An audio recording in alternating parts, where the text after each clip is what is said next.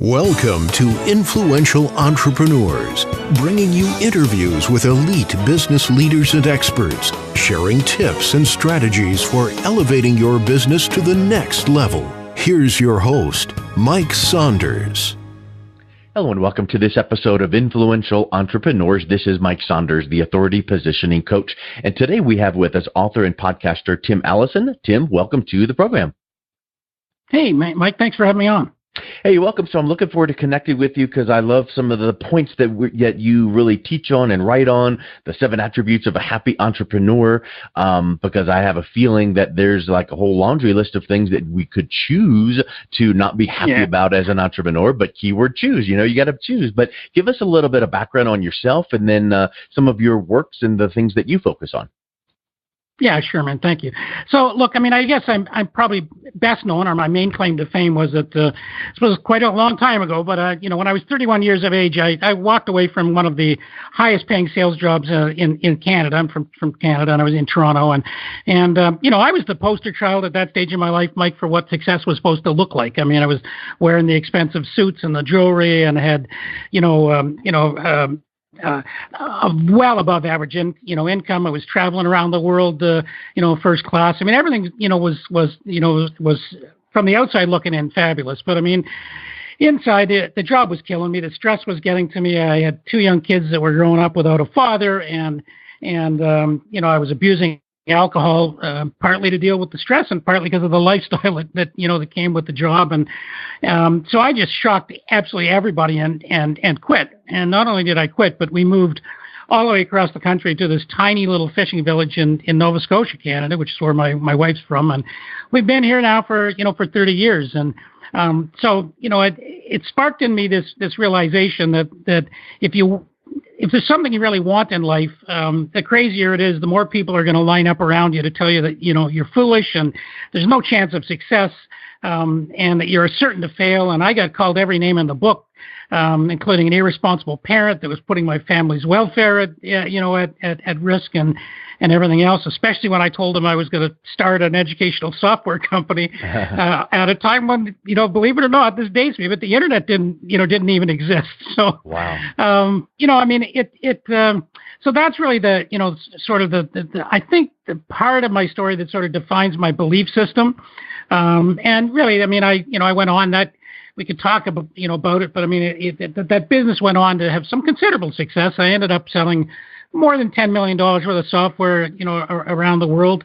And I think the thing I'm actually most proud of is that the tools we were producing were teaching adults, literacy and numeracy skills that allowed them to function and participate more equitably in society. And so I also learned, about the importance of being, as David Meltzer would say, a social capitalist and needing to feel that there was purpose to my work. And so now flash forward, 30 years, and I find myself in a world, and certainly on the Screw the Naysayers podcast, when I'm talking to people, I'm talking to so many young people today who are really finding a massive disconnect between the expectations that their parents and their grandparents have set for them in terms of, what they should be doing in life and, go to college, go to university, get a great job, work your way up that corporate ladder, buy a house. This stuff just doesn't, and that process just isn't, which is mostly all money driven, is not resonating with them. Yeah. And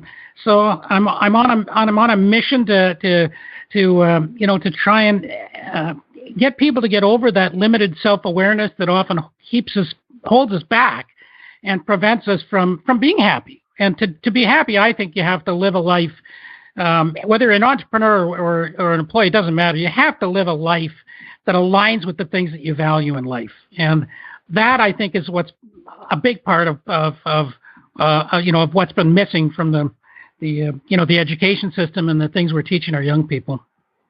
Yeah, through that intro, I was thinking of a couple recurring themes that I heard that I know that you agree with because it's just part of your ethos and part of the how to be happy. But you mentioned a couple times that, like the software taught adults how to be more literate or achieve more, be more, and then doing things that you love and you're passionate about. And I think that when you can have something that you can wake up and go, I love doing this because it helps others do that, it kind of raises that bar, that expectation of what's in it for me to what can I do for that group of people. And it kind of helps you to get through those kind of chunky times or get over the hurdles of the day. And I think that's a big piece of that mindset. Don't you agree? Yeah, no, you nailed it, Mike. I mean, the word that we hear a lot used, talked about today is having an impact, and I agree with that. I mean, I think I just saw the results of it for a long time without really understanding what was behind it. I still say this, and sometimes it pisses people off, but I've never had trouble making money. I mean, it's just never been hard for me. But boy, have there been times when, or there have not been times, I should say, when money was ever the purpose. Yeah. Like if the purpose is to help somebody or to have, and the way we talk about it now about being, hate to keep saying David Meltzer, but I just chatted with him a couple of days ago. But David talks about being compassionate capitalists, which means we want to make lots of money and we have a business and we want to make money both so we can do things with our family and everything, but also so we can do more for others. Yeah. But you do that by trying to figure out how can you have the biggest impact? How many people can you help? And the universe is set up in such a way that if you're putting a lot of help out there, for people, rewards come back to you. It's like a law of physics, and it's one of the hardest things for people in their 20s when you don't have much abundance to grasp. But it's really true if you just focus on how can I make a difference. And what's cool now is I think millennials and certainly, Gen Z, and I talk to a lot of them on my show, Mike, I'm 61 years old. So, I mean, they're much, much younger, but they are way more wanting to find purpose and not willing to accept that it can be all about money, and I was raised that it was all about money, and that makes sense because my parents lived through the Depression. Yeah, money had been tight. When they were kids, money was really tight. So and you wanted how money. You keep score. Yeah, exactly. That's exactly how you keep score. And the trick today is to, look, I'm not naive. If you can't pay your rent or don't have money for food or whatever, we all have to, have sustenance, income and all that kind of stuff. But the scorecard of success is never going to be defined in today's world anyway. For me, with a dollar sign, in front of it. And when you let go of that, how do you keep score if you are focusing on bringing value? Because I think that the concept of gamification or motivating ourselves internally to strive to do something and going, ooh, I got one step closer because I checked this box and, hey, I achieved this goal. Yeah. So we all are driven to go towards something and have achievement and, hey, you got a new Starbucks star level or whatever. So how would you think that someone could keep score to keep motivating themselves to provide value? Yeah.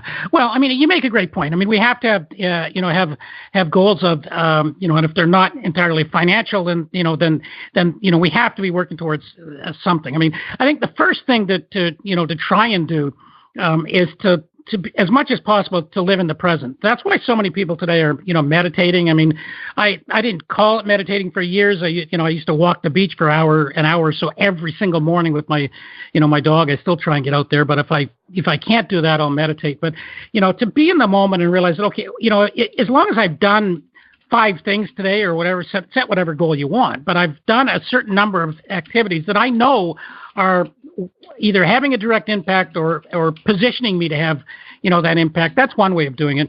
But the other thing is, you're still going to have a business, and businesses, you have to have an idea. If you are, as I talk about being that happy entrepreneur, I mean, you are going to have to, set goals for your business in terms of things that you want to achieve. But instead of the number, the total amount of money you make, it might be, how many customers you get and to be assured that you're profitable. So yeah, money's there. If you're not making a nice profit, you don't have a business. I mean, we don't discount the measures, But we don't start the business plan saying my goal is to make $1 million. You might say my goal is to help 100,000, young entrepreneur or young people start or grow their business, and then back up and say, well, how could I do that? And when you come up with ideas, on how to do that, host a podcast, write a book. In my case, I host an online mentoring support network for young entrepreneurs called Entresphere. I mean, as you do those various things, you have business goals and objectives that you can assign around them. But start the business planning process and the life planning process from the prospect of how am I going to, maximize? How can I use my gifts? And we all have gifts. We all have abilities, and they're different. How can I use my gifts to have the maximum impact and then build from there? Yep. And, I think you could set up your own little milestones if you wanted to motivate yourself to have a scorecard for value. And you could go, every time I get someone that emails me in, thank you so much for spending time with me and helping, or, helping me realize this in my business or my personal life. Save those in a folder, printed, Evernote, whatever you do. But I think that we can do that kind of thing. And I would say that you would agree with this too, but I think it's how you hear a concept and then you always relate it to the person you heard it from, but yet they might not have been the originator. But I remember reading this from Sean Aker from Harvard Success Magazine, and every day write down, what are the 3 good things that happened today? Well, if you ever kind of get in a little bit of a funk, and you were started keeping these things like, hey, someone, emailed me and said, thank you so much for even a little teeny thing. And you then can start reviewing through that and go, man, I reread those 25 emails from people, and that just kind of got me over that little hump. So I think that's a really neat exercise as well. It is. I mean, use whatever system you need to, in order to do that. But the point you're making, which is an excellent one, is to celebrate the small wins. Yep. And they're there every day. Like they literally are there every day. And if it's getting too crazy, then you do need to give your mind a rest. So if you meditate. I'm a huge believer in nature too. And even in the city, I mean, it's really interesting. I was talking to a friend of mine who's down, virtual friend in this world, but he's in Australia. But Ed Andrew was talking to me about a study that has been done, and they took 2 groups of people that were fairly, working in high stress situations in a city, Mike, and half of them went for a walk, like, up and down the sidewalks around the block for an hour type of thing with all the noise and the congestion and cars, and the other half just went over to a park, which was just a green space in the city, and did their hour, and then they came back and they put, the wires and stuffs on there to measure brain activity and all this kind of stuff. And the difference, the variance was off the charts. There was absolutely no change in the people that had been walking around in all that congestion, but those that had exposed themselves to, to trees and green grass and all that kind of stuff were way more, relaxed. So, it's the battle, and this is part of the whole naysayer movement, Screw the Naysayer movement that I'm on to too, because the reason we need to celebrate those small wins is because we're surrounded by people who are going to be trying to, whether intentionally or not, end up bringing us down. Yep. Did you make any sales today? Did you make any, so there's a lot of businesses, you might work on something for 6 months and, and nothing happens. And then a year later, thing falls out of the sky. Oh, I just got this new customer. And you say it was a freebie, but it wasn't. You earned it last year. It's just, you can get so, messed up. So I think we need to find the ability to quiet our own mind and ignore the crap that's, around us. And we need to, frankly, to cut the crap out of our life, to steal from Jake Melton's book, minimize life, maximize happiness. Because, he'll say, if you cut the people out of your life that are bringing you down all the time, that crap, that in and of itself, he recovered. He was suffering from depression and everything else. And by cutting that kind of stuff out of his life, got a much more positive result in terms of his mental health than he was getting from medication and, and everything else. I mean, so choose your friends wisely, spend time, and it's almost never been easier now with the communities that are, the social communities that are up there, like LinkedIn. And, I'm talking to people on my podcast, I'm sure you too, like when you're always talking to upbeat, energetic people, it's inevitable that you feel upbeat and energetic and believe that you can do things. And it's self-belief, is always the key. Yeah, that's a super good point. And it's interesting when you're talking about getting cutting the mess out of your life. spoke yesterday to a group of students at our local college about a marketing concept, and I made the point that sometimes a business needs to fire some bad customers if they're just not profitable, dragging down the team, always complaining, never happy, and you need to identify that, and then you can move on quicker into growth because you now have the people that are dragging you down gone, and you have to do it the right way. You can't just say get out. You have to say, hey, we're reevaluating our team, and we're making sure that we can give the proper value, and our values don't align, and here's someone I can refer you to. But the point is, if you can get that noose around your neck or the anchor off your however you want to think about it, but now all of a sudden you just kind of are walking a little bit lighter, and you're able then to kind of now zero in on that next step a lot better, because you're not thinking about what's going to happen with the next customer that comes in and complains, because now you've got a dialed in group of customers. So there's a lot of wisdom into that concept there. Yeah, I'm so glad you raised that point with those youngsters, Mike, because the moment that I think I really knew I'd arrived as an entrepreneur, when I was able to say to myself, I wrote down, a statement, and I've lived this way now for 25 years or so. I just said I will only work with people that I like and respect me, and that gives me permission to fire customers, yep. and or to turn business down, and I've done both. And you really must. It's because they can, as you said, boy, they can just suck everything out of your day and your week and your month. It's hard, especially in the early days when you just feel like you got to say yes to everybody, but don't learn how to understand the power of no. Yes. So let's wrap up with just some final thoughts on if an entrepreneur is listening to this and going, you know what, it sounds great to find your happy, but I feel like it kind of is a moving target. What's one or two ways that you can say, here's how you can keep that in mind but still achieve it? And then what's the best way that people can connect with you and pick up a copy of your book? Okay, super. So I think in terms of keeping that perspective, the key phrase that you use there is that the way we experience happiness changes, and it certainly does. So the first thing you've got to do is you've got to get rid of any reliance on external validation. Just accept that what other people think about what should or should not make you happy is absolutely meaningless. The only opinion that counts there is yours. The thing in like running your own business is at times very hard. There are stressful times. There are going to be days that don't go the way you're going to expect them. There were certainly days when financially, the ups and downs, get to me, things that happen or that are completely outside our control and all those kind of things.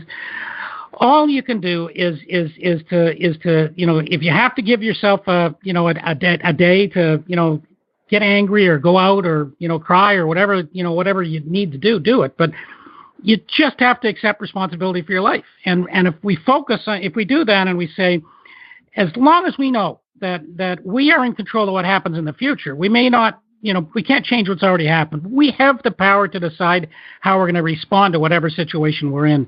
And then I used to just tell myself, I'm good at what I do and I work hard. And if that's not good enough, well, c'est la vie. That's the best. I'm doing the best I can be, and I'm not going to beat myself up for it, and I won't let anybody else, do it. And so, I know it does sound easy, but it is a mindset. It's just a question of determining that you're going to work towards things that you care about, and you're not going to let people. The way you get there might change. You might have to change your path in order to achieve the things that you care about, but the things you really care about, once you've nailed those things down, they never really change.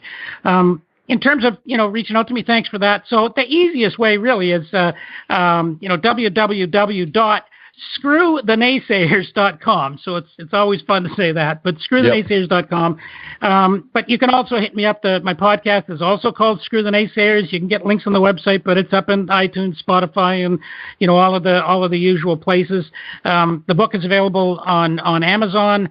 And for young and aspiring entrepreneurs out there that might be interested in joining a community of fellow entrepreneurs, they could also check out Entresphere, and they can find the details on that online community, again, on my Screw the Naysayers website. So, well, Tim, awesome to connect with you. Thank you so much. Loved your energy, your insights, and knowledge, and thanks for being here. And I encourage everyone to pick up a copy of Tim's book. And Tim, thank you so much for your time.